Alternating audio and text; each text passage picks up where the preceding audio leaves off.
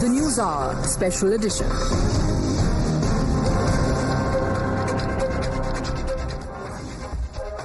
Hello and a very warm welcome. You're watching the Newshour Special Edition with me, Priya. Bahal. Tomorrow is going to be the first session of newly elected 18th Lok Sabha, and it is a given that it is going to be quite a stormy one. With a diminished NDA, with BJP without its majority numbers on its own, and an extremely resurgent I.N.D.I.A.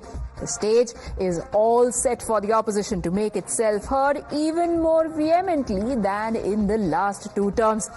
They will be armed with politically rife issues like the multiple exam leaks, Agniveer scheme, caste census, amongst others. But even before the actual workings could begin, the first face-off came in the form of a tug-of-war over Pro-tem Speaker's choice, with opposition calling BJP Sarkar arrogant, anti-dalit and discriminatory.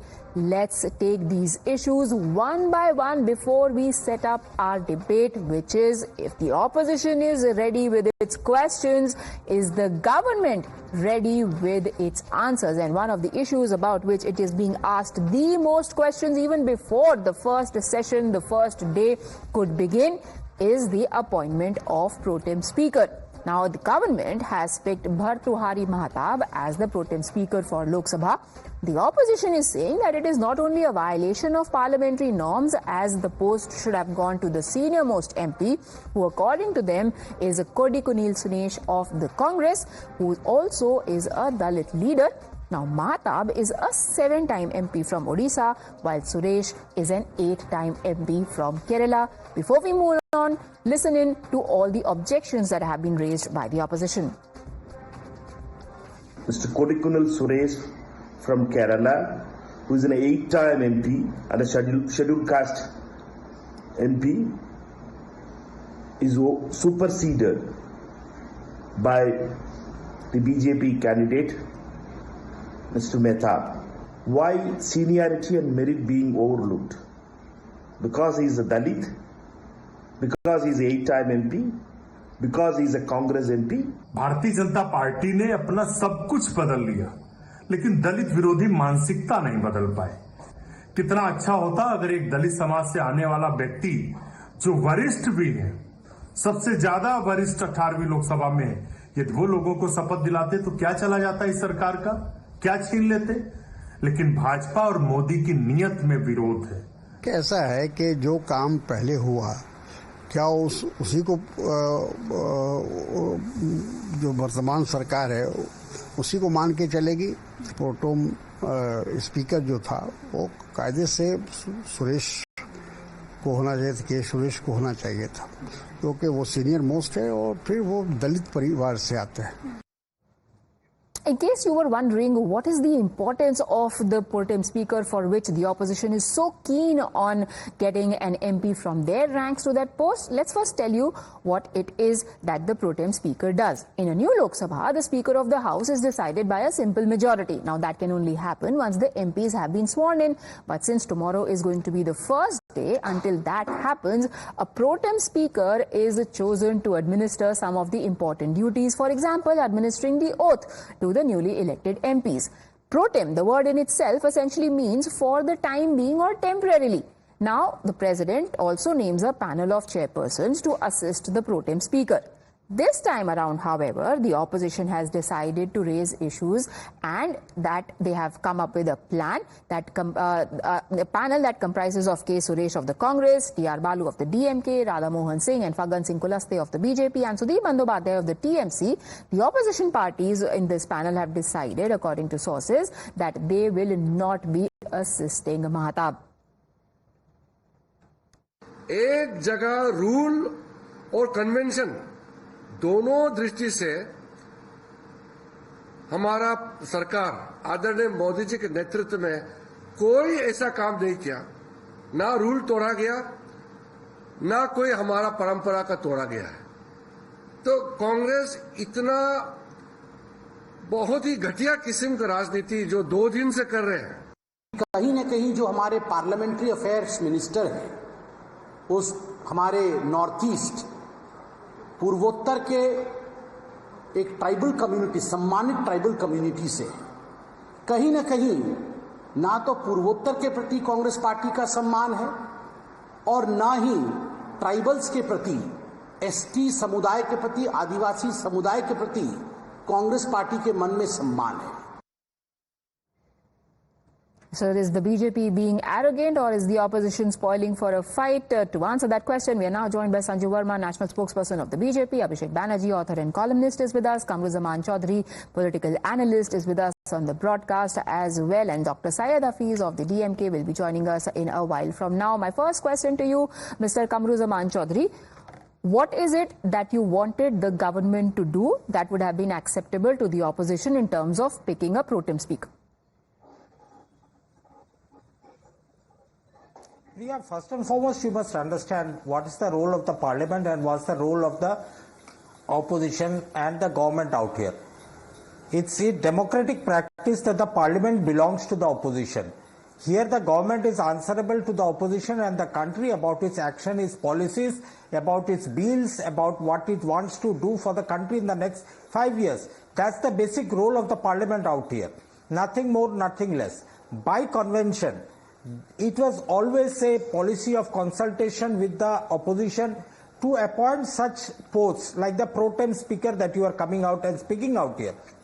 Now let's see a pro-tem speaker, what is his role, as you have rightly pointed out. It's not that much out here that it is going to change or alter the parliament or its proceedings prima facie out here. Main role that we all know is administering the oath of office to the newly elected members and conduct the election of the speaker till the time the new speaker comes in. His role is there. But here what the BJP government is doing, the arrogance with which they run the last parliament out here, the same arrogance is being continued in this newly elected Lok Sabha also or the Rajya Sabha also. They want to push in their own man or bulldoze the opposition's concern and say that whatever we do, that is our way, my way or the highway. That is the actual Sir, how is it arrogance bulldozing? of the Bharatiya Janata Party that the voters of this country have already. Mr. Chaudhary, how do you qualify bulldozing?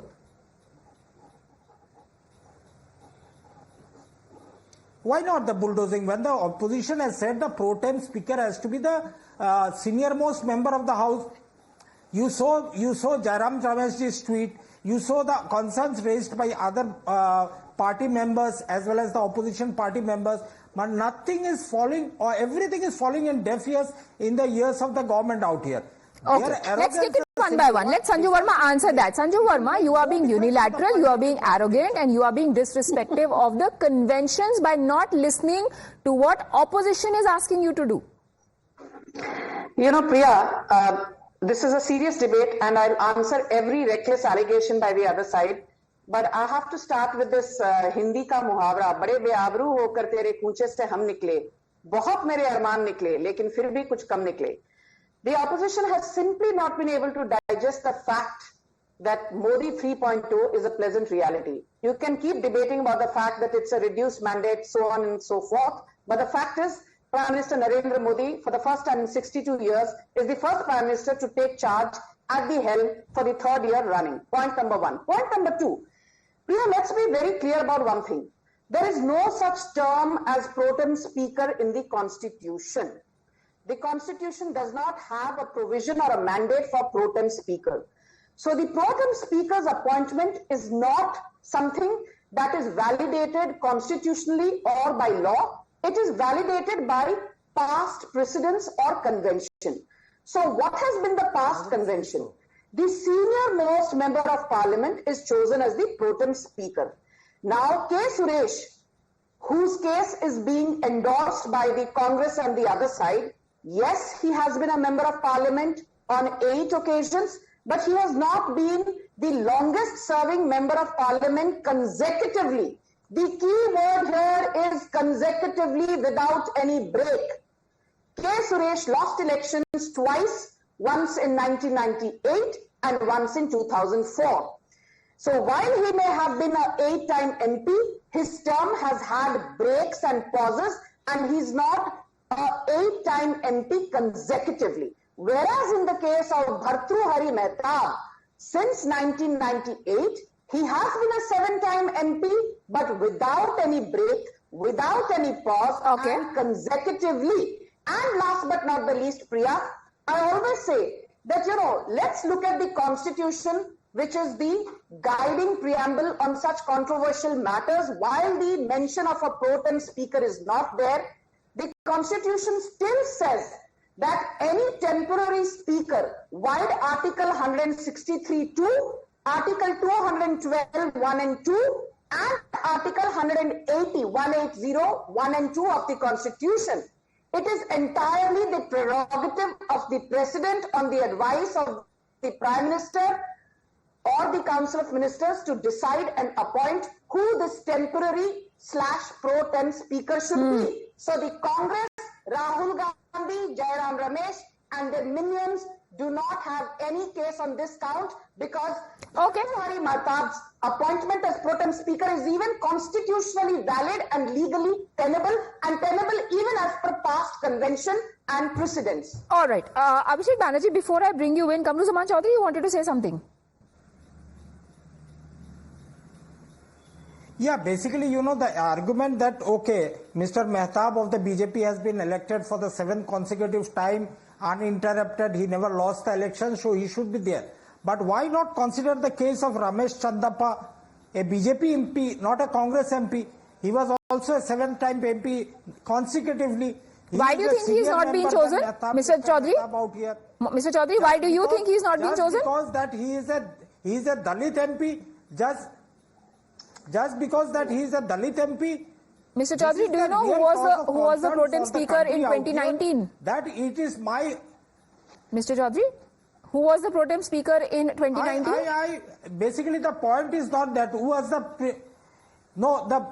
Listen, the issue out here is that during the Telangana Assembly, when the pro-tem speaker was elected, Akbaruddin Owaisi was selected as the pro-tem speaker because he no, was sir. We'll come to that. We'll come to the next issue. No, but let's the first point. Let's elaborate on that. Let's get BJP to answer your allegation. You said that they have ignored another senior MP of theirs because he also happens to be a Dalit, which has also been the larger argument of your party that BJP is anti-Dalit. And why I asked you who was the pro-tem speaker in 2019 is because it was Mr. Virender Kumar. He also was a Dalit, but Sanjeev Verma, you want to counter Kamruzaman Chaudhary? You ignored even your own MP, not just Congress's candidate, but even your own more senior MP because he was Dalit. I would like to quote Kiran Rijiju, the Minister for Parliamentary Affairs, Priya, because I think he's summed up the controversy so lucidly. To allegations from the Congress, and the Congress is only good at making reckless allegations now that they've realized कि अब तीसरी बार विपक्ष में बैठना पड़ेगा. I'm quoting Kiran Rijiju. He says the Congress is misleading people on the issue of pro-tem speaker. In 2004, Somnath Chatterjee was the senior most with 10 terms. But when he was a candidate for speaker, the pro-tem speaker position was given to Balasaheb Vikhe Patil, who had only completed 8 terms. George Fernandes in 2004 had 9 terms and A.B. Vajpayee, Atal Bihari Vajpayee had 10 terms. Why did the Congress not outrage them, says Kiran Rijiju? It must be added that Vajpayee was then the outgoing Prime Minister and Fernandes was only an outgoing minister. So on 2 occasions, be it in the Atal Bihari Vajpayee / George Fernandes case or be it in the case of Somnath Chatterjee versus Balasaheb Vikhe Patil, the Congress has chosen to do what it chooses to do. So why are you crying and whining now? हमको वही करना है जो हमको करना है. हम सत्ता में हैं. बुरा लगता है तो पहले सत्ता में आकर दिखाओ. So Abhishek Banerjee, now there are 3 main issues that seem to be raised by the opposition. One, of security, that has already been answered. Second, of being anti-Dalit, which basically seems like, spoiling for a fight, bringing an issue out when there is none. And that of BJP being arrogant and acting unilaterally in this case. But as Sanjeev Verma said, and we had P.D. Achari earlier also, it's a convention and it is the prerogative of the President on the recommendation of the Prime Minister to decide who is going to be or who is not going to be the pro-tem speaker. In that case, is it right to then come away with an impression that because they are bigger in numbers, that this sudden aggression that the opposition has acquired now after the Lok Sabha results is going to now be visible on the floor of the House by the way of issues like these, which have less substance but are more sensational?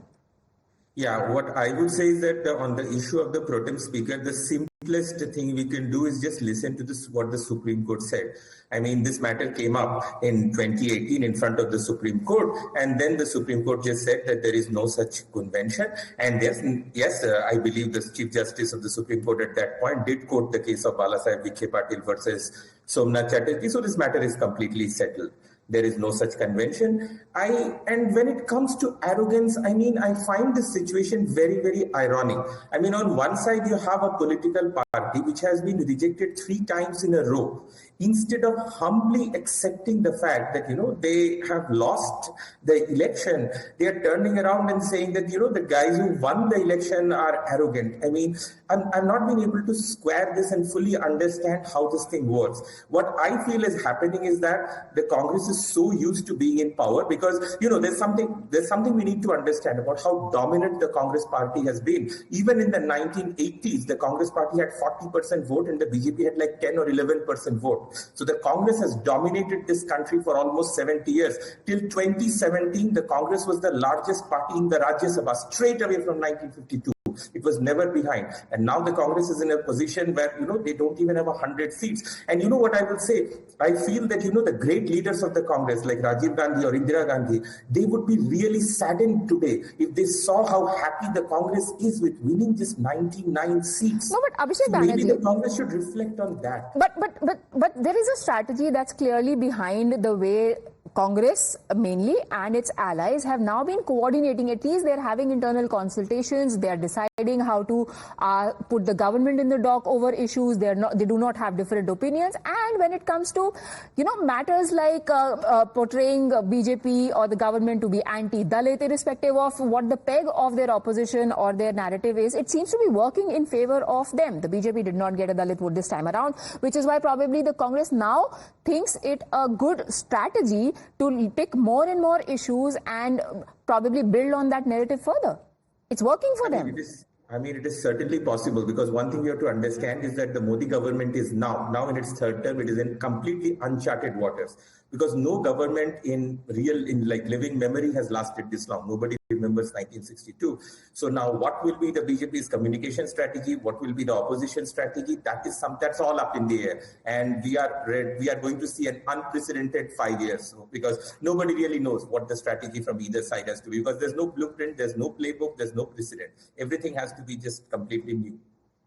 All right. And now another ally of the I.N.D.I.A. Is now on the broadcast with us. Welcome, Mr. Saeed Hafiz. The question that I wanted a reaction on is what do you make of the BJP picking Mahatab as the pro-tem speaker? Do you also think that it is an anti-Dalit move? Have there been any internal discussions within the India Alliance on what stand are you going to take unitedly? See, despite the mandate not being completely for the BJP is continuing to be the way it was in last 10 years. It doesn't want to be conclusive. Even the opposition party. See, pro-term speaker, as Sanjeev Verma said, it's not a constitutional vote. It's just a tradition, it's just a convention.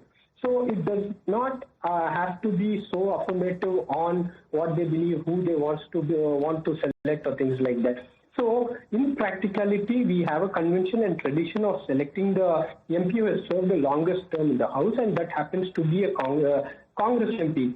And if they had been consultative and have spoken with all the parties and taken them into confidence for just one tradition. But here, even for a tradition, they do not want to do it. This has been the attitude for last 10 years. When they brought in laws, they chucked people out. When they changed the criminal laws, they chucked people out. They never want to be consultative. It's just that continuation of that process is what is the main issue we are facing. All the more it raises suspicion because the MP happens to be a Dalit and they don't want him to be a pro-term speaker. So these are two things together. One is in democracy, when you don't have a complete mandate, even if you have a mandate, it's compulsory to have a discussion. But here, on a tradition, for a convention, the BJP, it's just the first thing after the election result.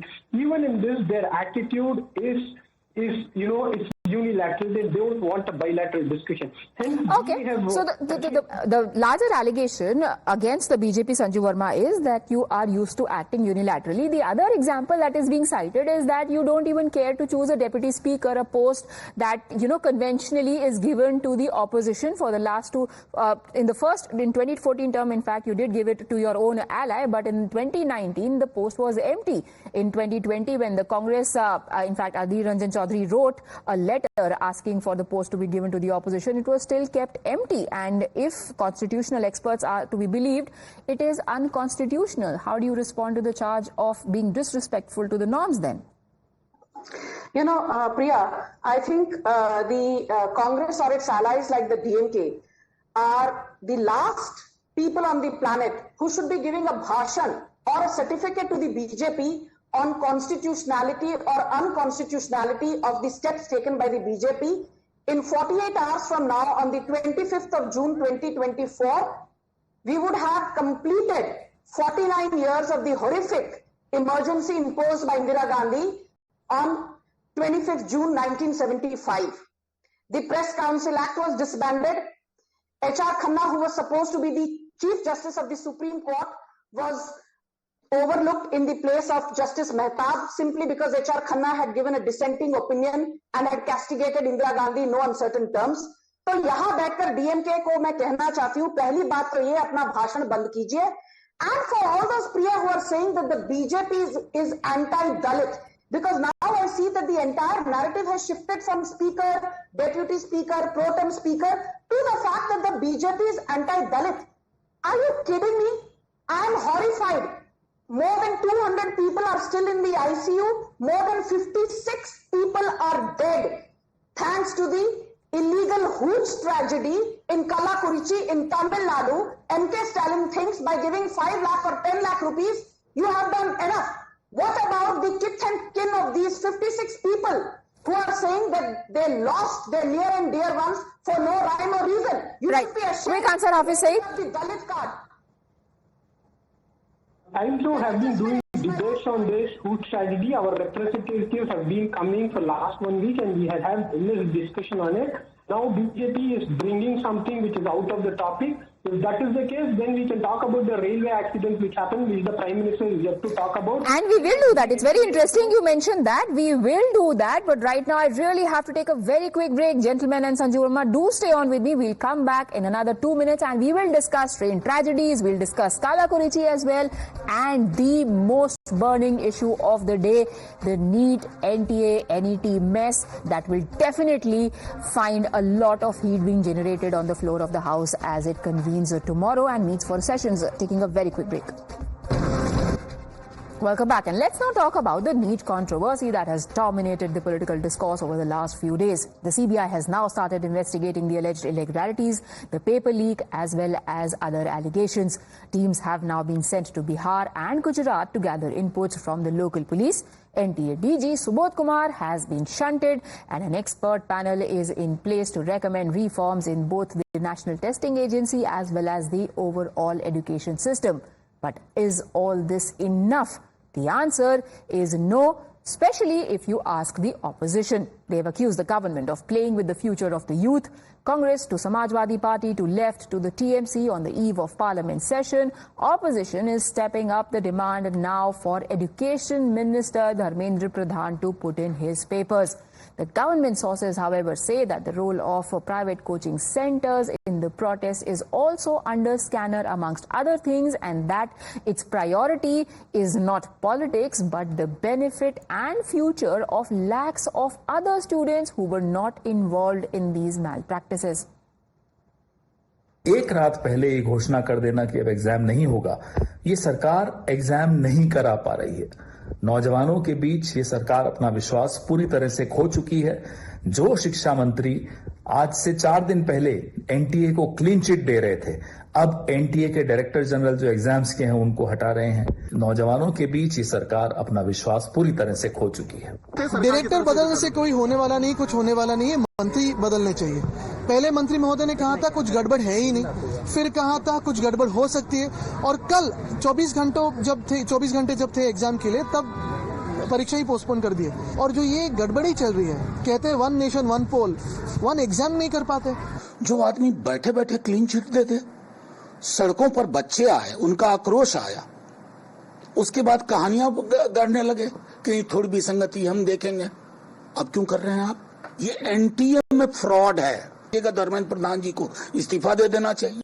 The cancellation of NEET PG exams is sending a chilling message across the country that the BJP government is incompetent, is allowing gangs, organized gangs to leak the papers. Sanju Verma, 13th of June, Dharmendra Pradhan says there is no issue with the NEET exam. On 16th of June, he says there are some issues. On 20th of June, he comes out to say, I take moral responsibility. And now we see that the NTA chief has been replaced. There is CBI probe that is taking place. Definitely, there is something that is amiss that Dharmendra Pradhan needs to still answer. You know, Priya, we are all either parents or uncles or aunts. We have young kids, young children, teenagers who are aspiring for higher education. So I'm not going to sit here and indulge in whataboutery. Does the government need to do more? Certainly, yes. But has the government been proactive enough to contain the damage? Certainly, yes. If it had been the Congress or the DMK or any of its alliance partners in power, I can assure you, we would not even be having a discussion, Priya, you and me or the other panelists on prime time, कि ऐसा हुआ है और क्या करना चाहिए so that the damage can be contained. First and foremost, Dharmendra Pradhan has come clean and said that yes, there has been an institutional failure on the part of NTA. Second, the Modi government decided that heads need to roll. So Subodh Kumar, as the head honcho of NTA, was replaced by Pradeep Singh Kharol. On the 20th of this month, 20th of June 2024, the CBI undertook a bona fide probe. Investigations are on in full throttle mode against the NET UG exam, which obviously, stands postponed.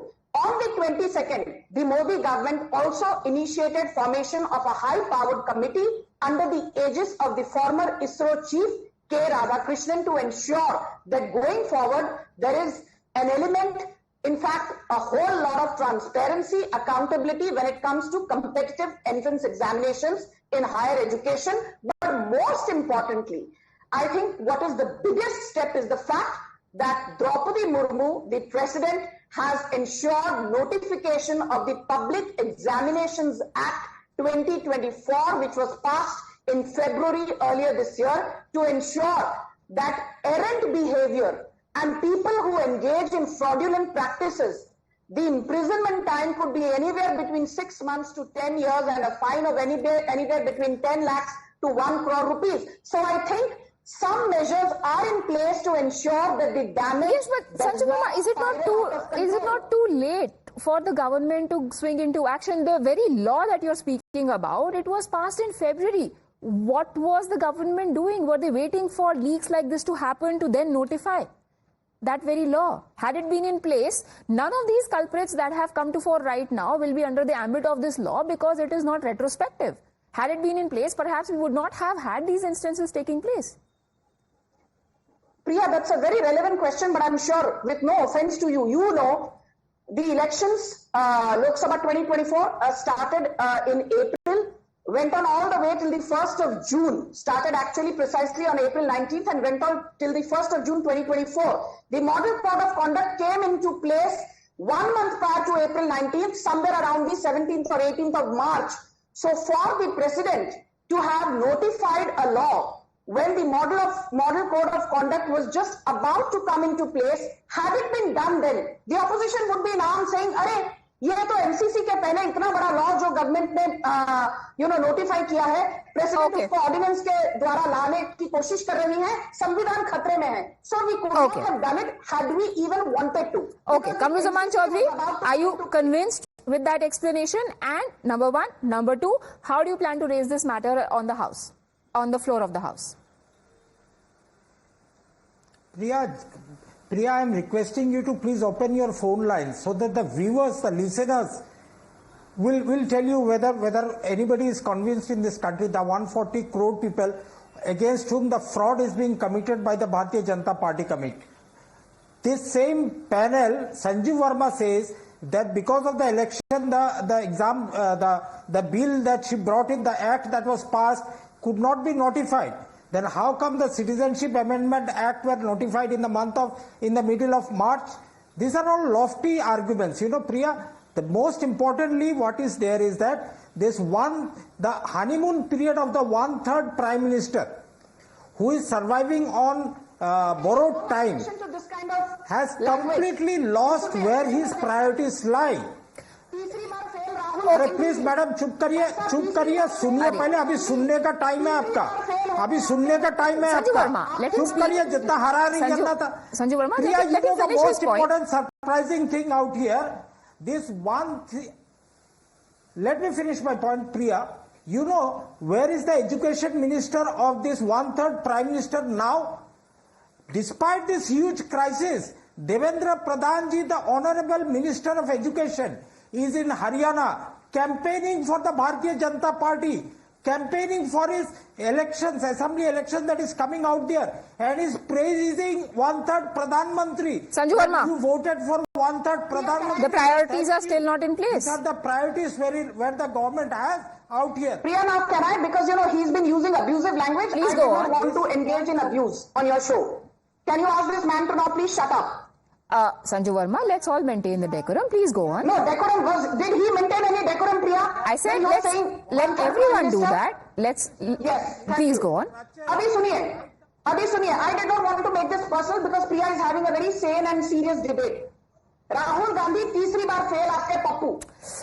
Sanju Verma, now let's not get into rhetoric. I mean, you're doing what? We're talking about future of lakhs of people here. There is a new government in place. You have serious trouble at hand. Priya, can I just make my point? Yes, but you don't have to make it with your facts. Priya, please now. I heard you. Now let me have my say. Thank you.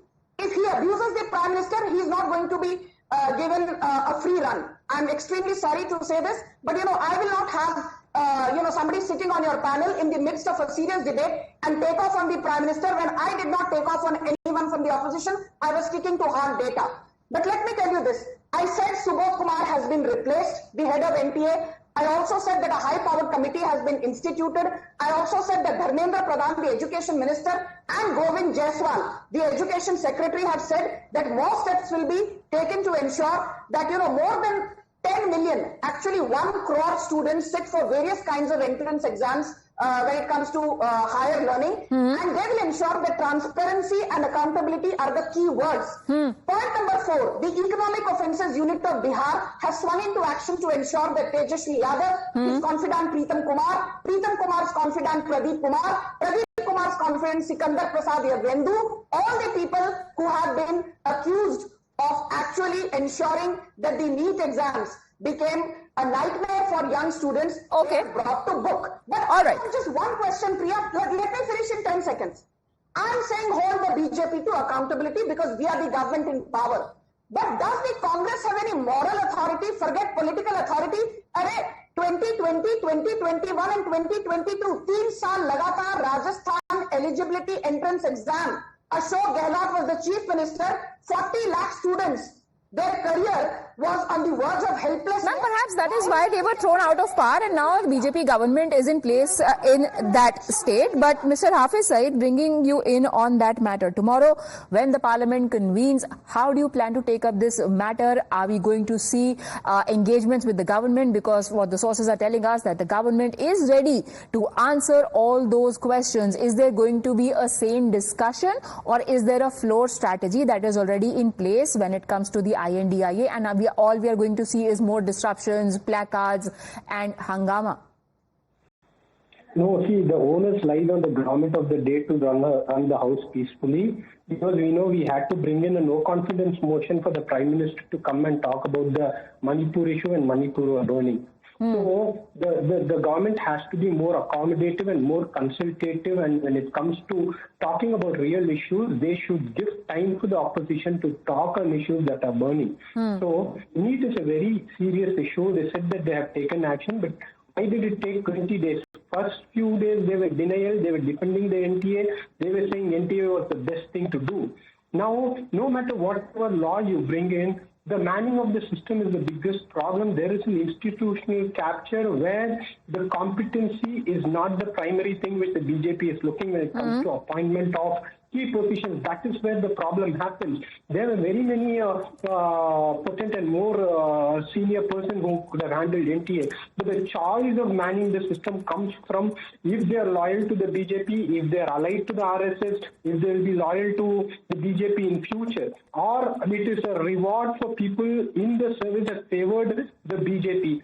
These are the things, we have seen from judges to key bureaucrats getting key positions. So tell me this, if there is a decision by the opposition to stage a walkout, will DMK be okay with that? To register your protest if you feel unheard? No, absolutely no. We want a discussion as a responsible opposition. We want the Prime Minister to give a talk on this, address the core issue of why this happened, of the 24 lakh students who are suffering from this mishap. What is that the Prime Minister has to, this government has to answer? They have no clarity on either they're going to stay the counselling or the counselling will continue, or what happens when the NEET PG is suddenly cancelled just 12 hours before the thing.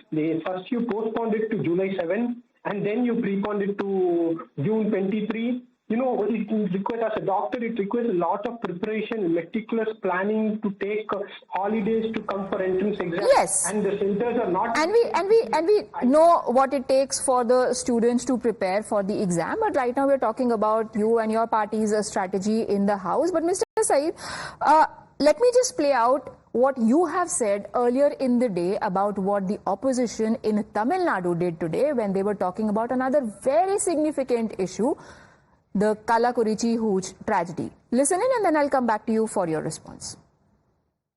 See, the opposition parties are trying to make a political mileage out of a very unfortunate event that has happened in Tamil Nadu.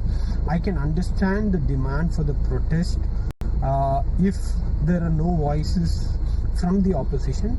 Here the assembly is going on in Tamil Nadu, where they created a ruckus and they ensured that the discussion on Hooch tragedy will not happen. They created a scene where they were forced to throw out. They insisted that they wanted to disrupt the business hours of the assembly. Mr. Saeed, when is it deliberate ruckus and when is it non-deliberate ruckus? I will tell you when it is a deliberate ruckus and when it is a non-deliberate ruckus. The ADMK had planned, they have come to the House with black shirts and they demanded the discussion on the very same morning where the business was scheduled already, but my government was ready to discuss it on 0 hour. Sir, are we to then believe that your party is not going to give the same logic when it comes to the parliament? Absolutely, let the Prime Minister come out and say it is okay for a 0 hour discussion. All right, that is what we are hearing from the government, that they are. So then again you're setting terms and conditions. You want a particular decision, a particular time, but there is another issue that will definitely be raised in the parliament, and that is the issue of train tragedies. I will have to take this break. We will come back and we'll let everybody finish their points in just 2 minutes. Stay on with me.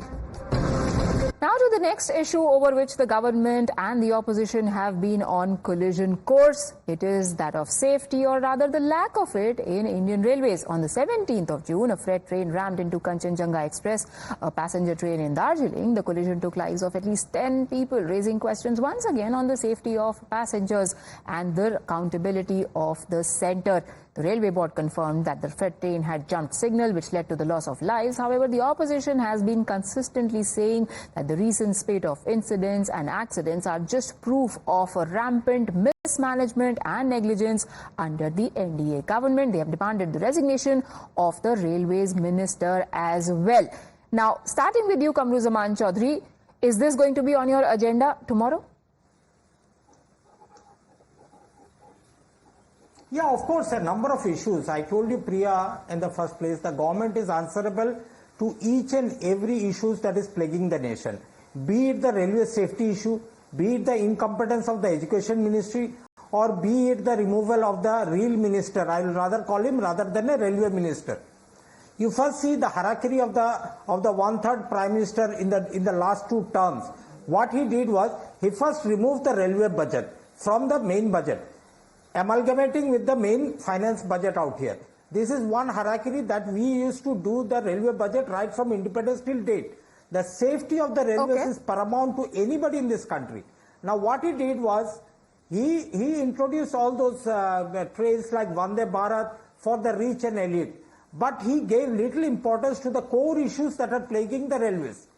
More than 42,000 posts are vacant in railways only in the officer level ranks. More than 1.5 lakhs posts all over India are lying vacant. Narendra Modi government or the one-third Prime Minister has no priorities to fill up those vacant posts out here. Rather, he is very happy in inaugurating one Vande Bharat after another, reducing the ordinary trains for the general people who use these railway trains as such. The quality of the food on the trains, we all see in the social media, the quality, the safety of the railway tracks, the quality and of the railway timings. Yes. So there you're listing several of the questions that you would want to ask the government. But let me just skip Sanju Verma on the replies onto this one, because the government has on multiple occasions elaborated their side of the story. I'll come back to you, Sanju. Give me just one moment. Abhishek Banerjee, what do you think is going to be the modus operandi of the opposition? We've now discussed at least 3 issues. There are several others. Agniveer is also going to be another issue. It has been raised on multiple occasions, especially from leaders coming in from states like Bihar and UP, and Akhilesh Yadav this time is going to be sitting in the Lok Sabha as well. Is it going to be any different from how it has been in the last 2 terms? Yeah, I mean, the opposition and the government would always be on a coalition course, particularly this opposition, which is more arrogant than ever. But what I wanted to mention specifically is the NEET issue, because I'm absolutely devastated by it. I mean, competitive exams are one of the standard ways in which, common people, they can move ahead in life. So I'm absolutely devastated by the fact that the exam was compromised.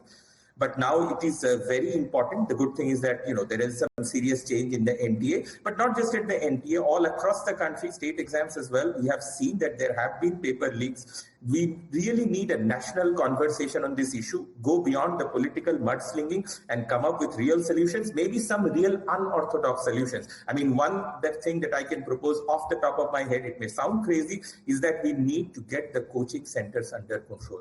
Because, you have these very high stakes exams. So there's a lot of money involved. And because of technology, now if you leak one paper in one corner of the country, within 5 minutes on WhatsApp, it can spread to literally lakhs of people.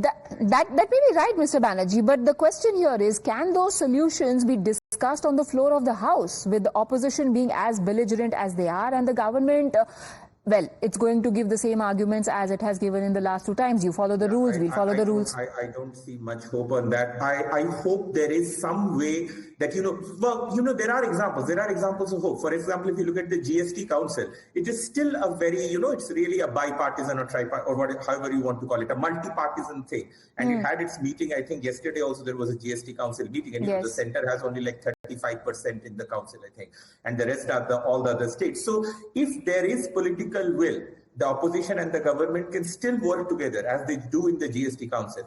That's a very, very big if, Mr. Banerjee, that you're talking about. But Sanju Verma, I will let you speak on the matter. Let's now, so far we've spoken about issues that the government is going to beat the government, the opposition is going to gun the government for. Now let's talk about an issue which has the opposition parties, 2 very big important parties from I.N.D.I.A, the DMK and the Congress R JD, the Hooch strategy that has taken place in Tamil Nadu. An unfortunate incident that has taken the lives of 56 people, even as hundreds are still getting treatment in the hospital as we speak. In that case, the bodies are currently being exhumed for carrying out autopsy to ensure that deaths happened due to Hooch for compensation purposes, and the politics is further vitiating the atmosphere. The silence is only broken by insensitive comments interspersed with blame game. The biggest shocker on the death came from MNM leader and a DMK ally, Kamal Hassan, who has gone on to blame the victims, saying that they had exceeded the drinking limit and should have been careful. Listen in. See, I cannot say I have no sympathy for these victims, but these victims will have to understand they've exceeded their limit and they've been careless. they have to be careful, they have to take care of the health. There are enough available liquor, more than pharmacies, we have Tasman. My request to any government, not just one government which is existing now, the previous and the governments to come, my request would be to create psychiatric centers which will counsel them out of this delirium tremens that they are suffering now. It has to be occasional drinking, social drinking, if at all. But they must understand that exceeding limit in any form, be it sugar, anything is bad. And this necessarily is bad. Sanju Verma completing the whole circle of political blame game. This time it is going to be an issue that the BJP would want to raise. Anti-dalit, anti-people. Priya, you've raised so many issues during this debate. Each time you ask me a tough question, including on NEET, just like Mr. Banerjee said, I said the government has done enough, needs to do much more, because we are talking about the lives of students, about the future of our nation, and we wouldn't want to politicize that. And I have said that, heads have started rolling because the Modi government believes in transparency and accountability and equality, quality, affordability, which is what the new education policy of 2020 epitomizes. But I'm surprised, not a single tweet or post from Rahul Gandhi, जो देश भर घूमते हैं, मोहब्बत की दुकान खोलना चाहता हूं. 56 people have died in an illicit Hooch related tragedy in Tamil Nadu, and most of these 56 people are people belonging to poor, marginalized sections of the society who are primarily Dalits and Adivasis.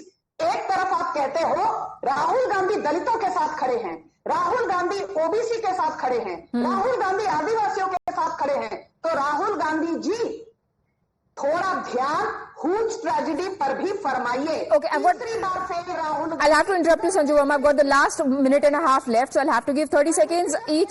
Kamruzaman Chaudhary, the shoe is now on the other foot, and then Hafiz Saeed will respond. Kamruzaman Chaudhary. Yes. No, basically, Priya, any such incident is very unfortunate. There is no doubt about it. But before BJP gives a bhashan to the opposition parties, they should remember what happened in their own governing states. Sir, when NEET happens, BJP says Congress should remember what happened in their state. When Hooch tragedy happens, you will say BJP should remember. Everybody will keep remembering and people will keep dying and suffering. Last year, we do not want that kind of memory. So we don't want to remember anything. Tell me what are the governments that are in place right now doing, whether it is the BJP when it comes to NEET or the DMK and Congress alliance when it comes to the Hooch tragedy. So we can definitely do better than what about we? What is the incompetence of the railway minister? No, this is not whataboutery about. This is a diversionary tactics from the incompetence of the mammoth proportion that the railway ministry, education ministry has done in this country. Sir, we've discussed all those issues. Lost their lives over the I came to this last. We took every single issue that had BJP in the dock. We came to this last. Government out here, and they will try to divert. I don't understand who's trying to divert here. All I see is you diverting from my question. But Mr. Hafiz Saeed, since I'm completely running out of time, what do you have to say on this matter?